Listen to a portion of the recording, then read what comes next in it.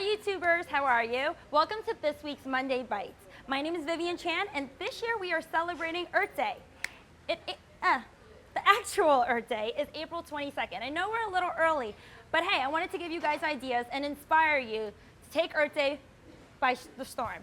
So, first thing we're gonna show, actually JP just showed you, a ton of vegetables and preparations that you're very used to seeing. We have blanched broccoli florets that we're gonna dip in ranch. And then we have roasted carrots, just a little olive oil, salt, and pepper, and then an ever super springtime classic, ice cold lemonade. Well, what do all these things have in common? And you're like, why are you teaching me how to make that when you're all about Earth Day? Well, Earth Day is reduce, reuse, recycle. You probably said it wrong in the order, but you get the gist. Sarah's like, don't worry, you're right. So, with broccoli, you always get in the supermarket, it's probably just by the crown. It's really wasteful, believe it or not. You pay for all of it. So I wanted to show you how to make a pickled broccoli coin. Delicious, and you're not wasting anything. You're just trimming the ends. It's a little fibrous, so what you want to do is just peel. Another great way supermarkets are utilizing their stocks is making a broccoli slaw. JP's gonna pan over to that and show you guys right there. Treat that as coleslaw. Great for you, super healthy. And when you're peeling your stalks, you wanna see this green. If you're seeing this color, it's gonna be a little fibrous, so keep going. There you have it. I'm not gonna waste your time by peeling all of these because no one wants to see me do that. And Viv, what's the flavor of the broccoli stalk? Sarah asked a great question. What is the flavor of broccoli stalk? I'll show you, refresh my memory. Super crunchy, so sweet, and just very refreshing. You can really taste the vegetable, and I feel like this is a lighter taste, this is all the flavor, so why waste it? And all the peelings, you know what you could do these for? Broth, make your own broth, make your own stocks, and not to mention, also throw it in your compost. Bugs love these. And they're just giving you back good nutrient soil for your other veggies. So, we're gonna make the brine. I have these peeled all in a jar, similar to the ones I was doing before. I have a cup of water here, 2 cups of distilled vinegar. I like a 1-to-2 ratio, I like a little tangy. I'm gonna have some salt. No need to write all these amounts down. You know why? Because the link is somewhere here, click on that. Some pickling spice. You can get this from the store in a little jar, or you can make your own. This spice has cloves, allspice, coriander, crushed red pepper flakes, bay leaves. Make it super simple. I'm gonna use the zest of a lemon. Remember when you're zesting a lemon, you want this. You don't wanna see a big white piece because nice clear, that's no pith, and with no pith means no bitterness. Just gonna add a few. The nice oils will release. Quick boil.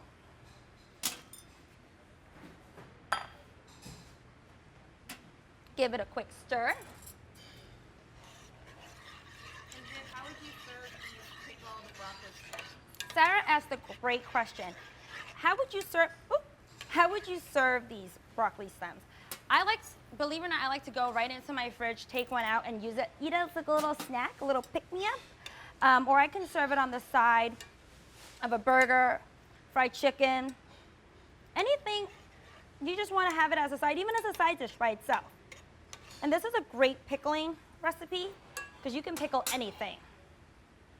Pickled beets are also delicious. All right, so now that it's super hot and boiled, all the sugar, all the salt has dissolved. I'm going to bring it over here to show you. You want this to be super hot because you want to quickly cook these. Woo, be careful. Pour it in. Woo. Pop the top on and let this hang for about, you want a quick pickle, you can do these for about an hour. Otherwise, keep them as long as like a month in the fridge. I'm sure it won't last that long because they're delicious. I'm gonna show you a ready one. They do get a little discolored, but that's totally normal. There you have it. another use, and you're using the whole product because you don't want to waste it. You paid for it, make use out of it. Look at this.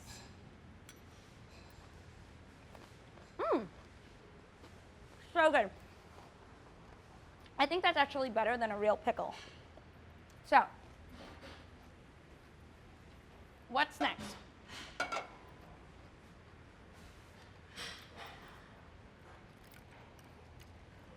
What's next? Our good friend Carrot. Our good friend Carrot, because gravity is not my friend right now. So this is a very traditional way of making carrots. When you get it at the store, oftentimes it's in a plastic bag, looking like this. Well, what happens to all of this? Usually it's tossed or given to compost, but why not make a pesto out of it? You paid for it, you should use it. So that's exactly what we're doing. I'm having a Carrot Top Pesto. To really oomph up the carrot flavor, I'm having real carrots. Instead of using herbs, I'm using the carrot tops. And Viv, what's the flavor of the carrot top? The carrot tops are very herbaceous. Tastes like a little concentrated carrot. Super flavorful and fresh. It just tastes like spring. I know a lot of people make pestos at the end of summer because their garden is just blossoming with basil or whatever herbs they have left over. But this is a very evergreen product. So this, you can make whenever, and you can store it just like pesto. I'm gonna add some pistachios because I just feel like pistachios are nice and sweet, bringing out the sweetness of the carrot. If you don't like pistachios because you have a nut allergy, feel free to use a little hunk of bread or just use more parm. Cheese never fails. Some grated parm, a nice little clove of garlic, not too big because it's raw. I like to add a little pinch of salt, not too much, just to get things going.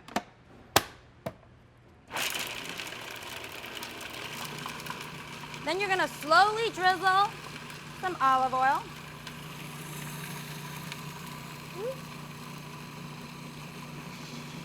Just until it's combined.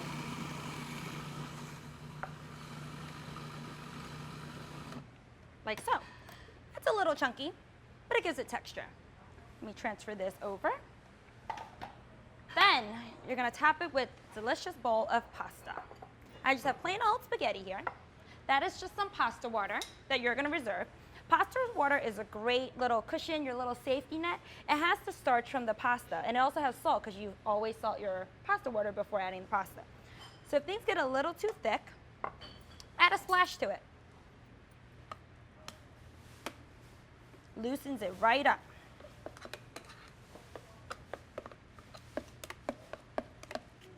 Just like so. Taste. A little more salt.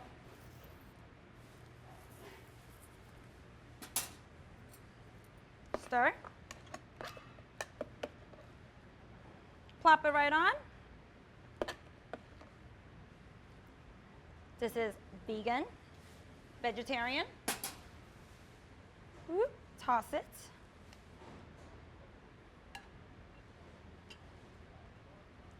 If it's still a little dry, you like it a little saucier, add another splash of pasta water. You have it.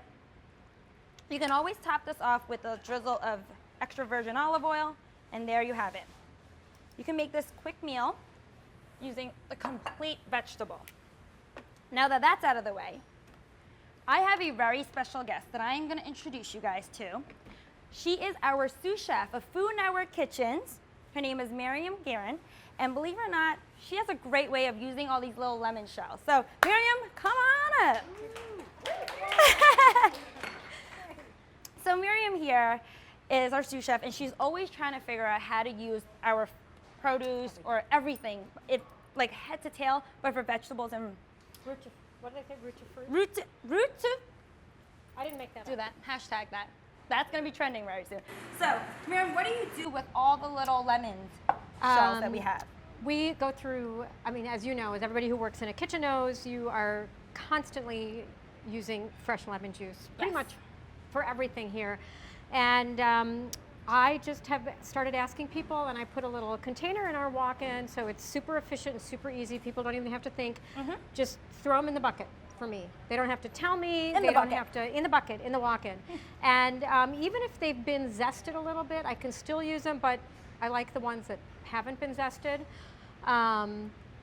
Because then you get more of kind of the essential oils from the The rind. peel, and not as much acidity from the inside. And so basically what I do is take about a pound of those. I mean, Great. sometimes I don't get to this till we have 5 pounds of them, but today we're working with about a pound, and then we have about a cup of just granulated sugar. Yeah. And we just kind of toss them together, and I will switch places We're like with you, Viv. dancing.